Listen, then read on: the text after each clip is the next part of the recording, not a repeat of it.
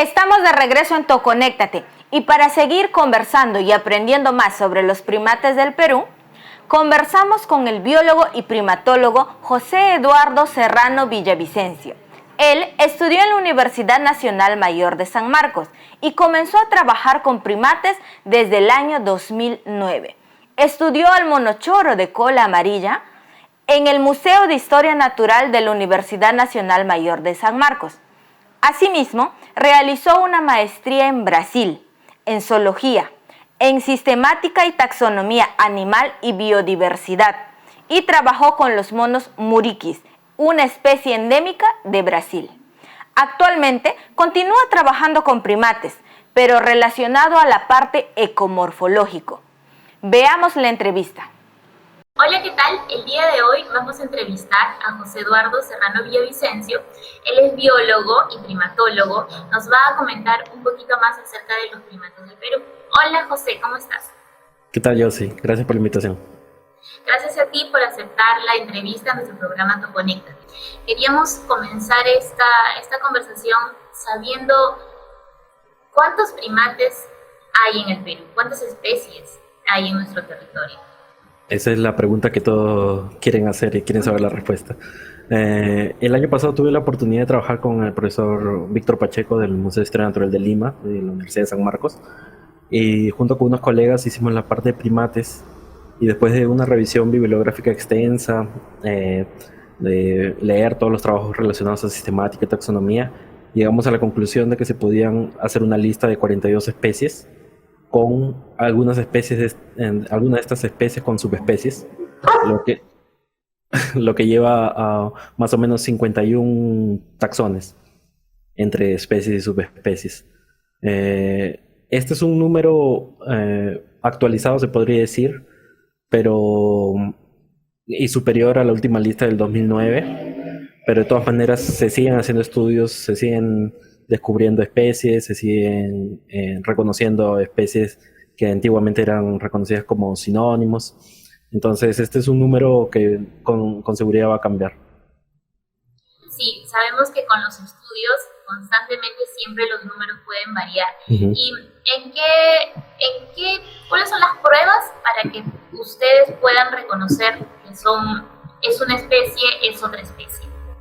En esta oportunidad por el trabajo del año pasado, nosotros, además de hacer la revisión bibliográfica, nos determinamos a ver si los estudios a los que estábamos evaluando contenían material de Perú, porque como tú sabes, hay muchas veces que géneros de primates tienen una distribución súper amplia en varias partes de América del Sur. Lo que hicimos fue intentar ser lo más conservadores posibles para no mandar un número así astronómico de especies, pero básicamente fue eso, fue revisar cuidadosamente cada trabajo y ver si en verdad se habían trabajado con poblaciones peruanas. Luego de eso elaboramos las listas y siempre hay ese conflicto más o menos en la última década de varios autores están reconociendo géneros nuevos de primates y todo eso.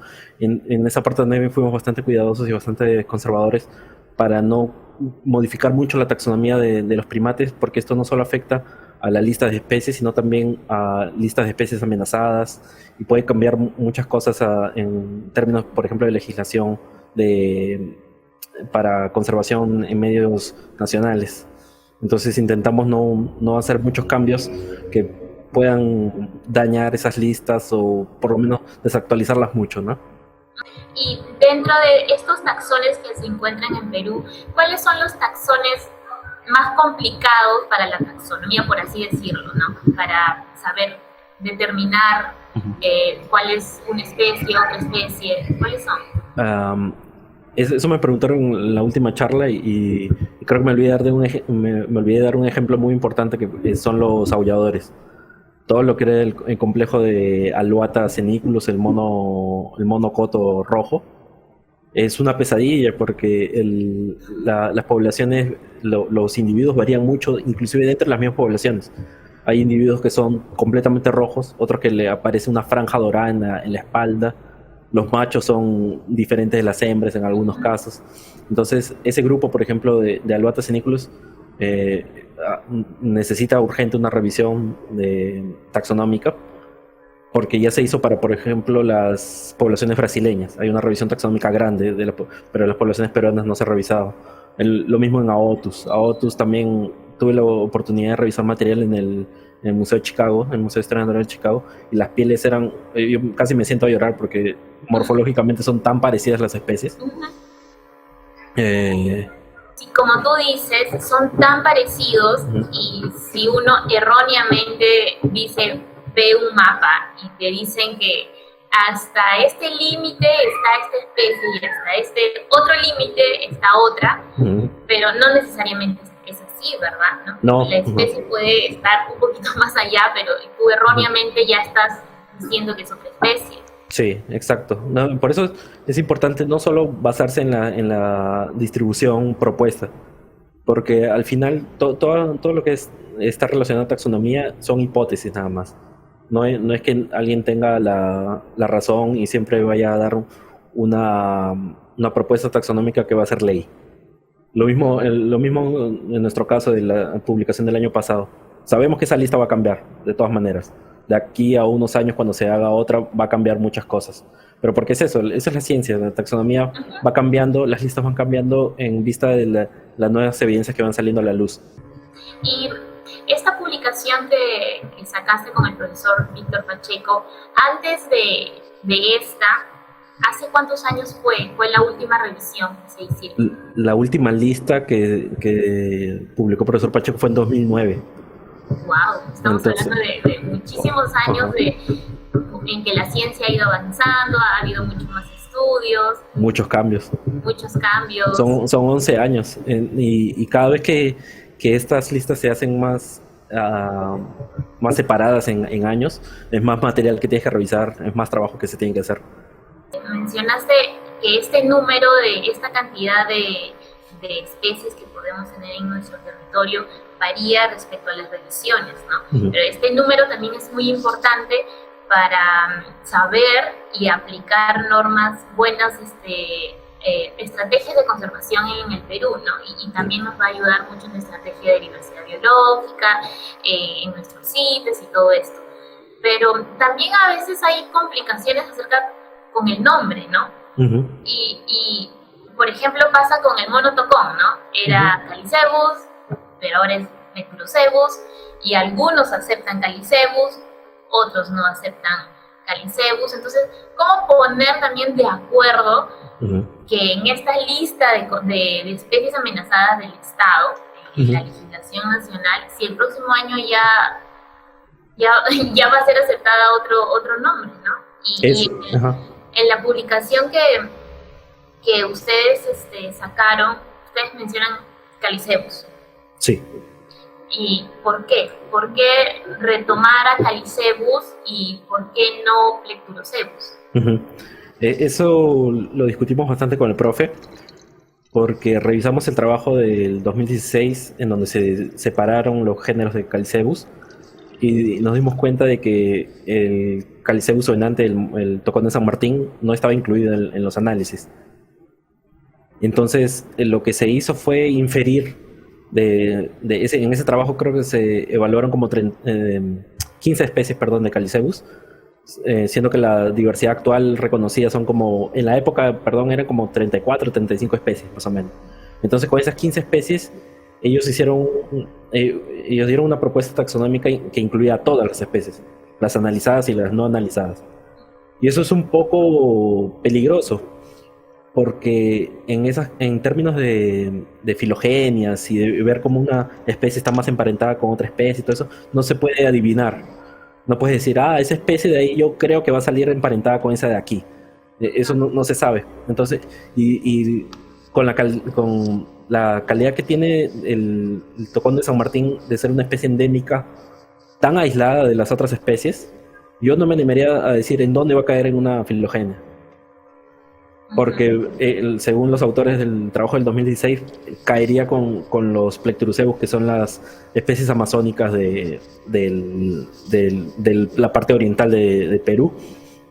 Pero ¿qué tal si cae con los Lucifer o los Queraceus de más al norte? No se sabe. Entonces estás arriesgando, cambiando a una especie a nivel genérico, que no es poca cosa, y todavía no tienes ninguna evidencia como para hacerlo.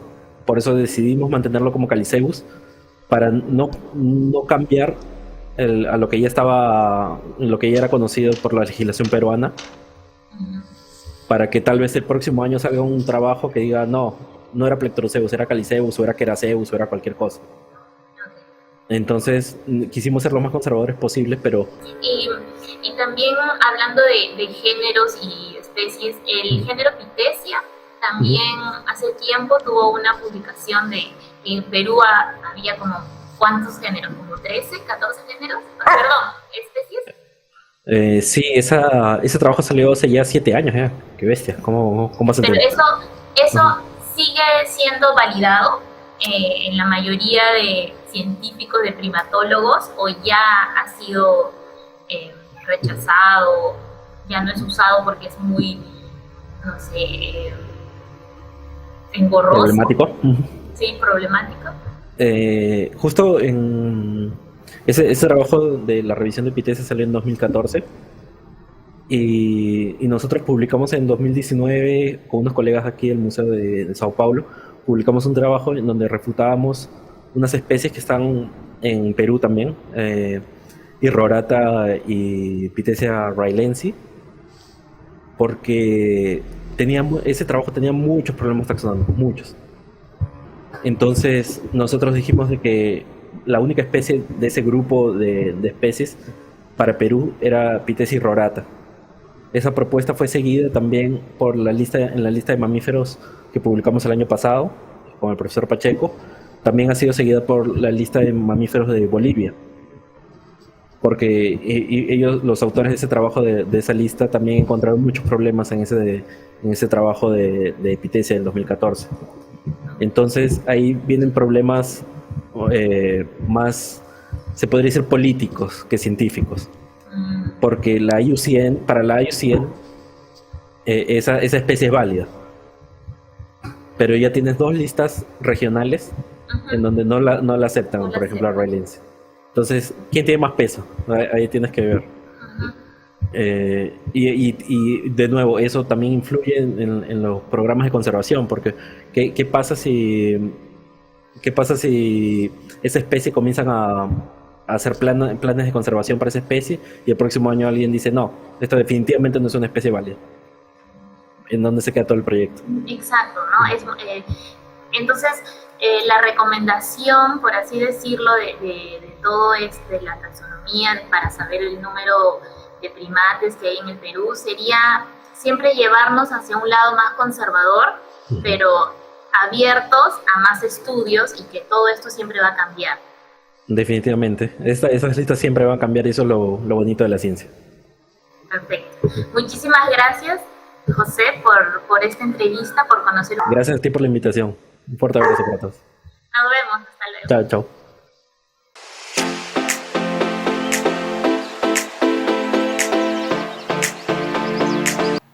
Recordemos que actualmente existen 51 taxones. Sin embargo, como bien lo menciona el biólogo, esta cifra puede variar y va a variar con los años, porque aún nos falta y debemos de continuar, seguir realizando diferentes estudios para seguir conociendo y aprendiendo más sobre los primates. Regresamos luego del corte comercial.